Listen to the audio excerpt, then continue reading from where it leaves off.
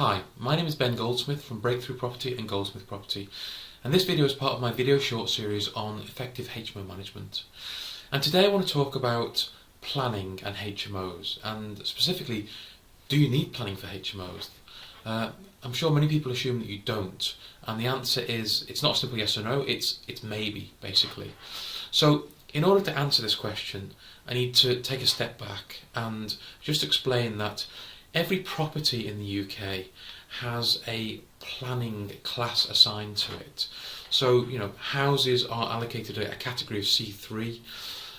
Properties, you've got pubs, you've got restaurants, you've got cafes, you've got care homes. All of these kinds of properties, and many, many more, have a specific planning category allocated to them. And you can't just move between planning categories. You can't decide one day, I'm going to turn this pub into a care home, or I'm going to turn this office into a pub, or I'm going to turn this cafe into a house.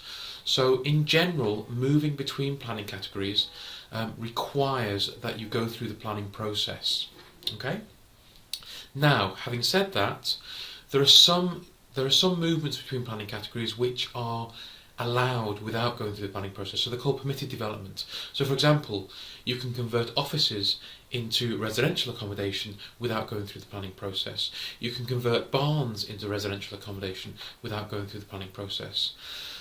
Now HMOs have a different planning category. There are two categories they come under. There's a C4 planning category, which is for a small HMO, which is 6 residents and less, and larger HMOs come under a sui generis planning category. And sui generis just means basically it's everything else. It's everything that doesn't fit into a specific category. So what I want to say is that moving a property from C3 residential use to C4 small HMO is there's permitted development to move it from C3 to C4, from a residential house to a small HMO and back again. So you can do that without any requirement for a planning application. It's permitted development, it's fine. Okay? All good. Unless, there is an unless to this. So those permitted development rights, councils can restrict them by passing what they call Article 4 directions. And your typical conservation area is an Article 4 direction. It stops, among other things, it stops you changing the front aspect of a property. So you can't change, wooden windows to UPVC windows without going through the planning application process. So normal things which are permitted development can be restricted by the council passing an Article 4 direction. And in many cases, councils pass Article 4 directions specifically to stop the transfer of residential properties to HMO properties.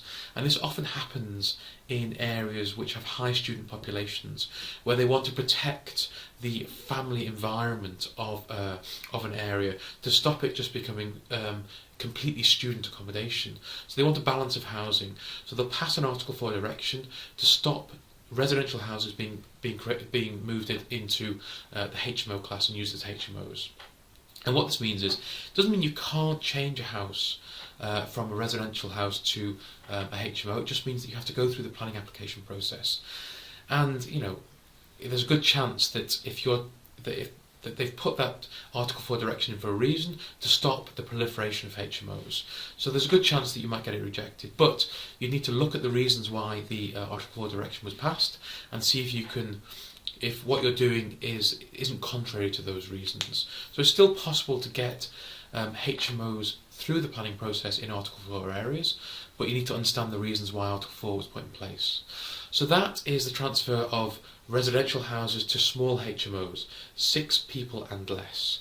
Now if you want to go to a 7th person or more, then you're going into the sui generis class, and that does require a planning application, whether you're moving from C3 use to sui generis, a large HMO, or from small HMO use, 3, 4, 5, 6 people.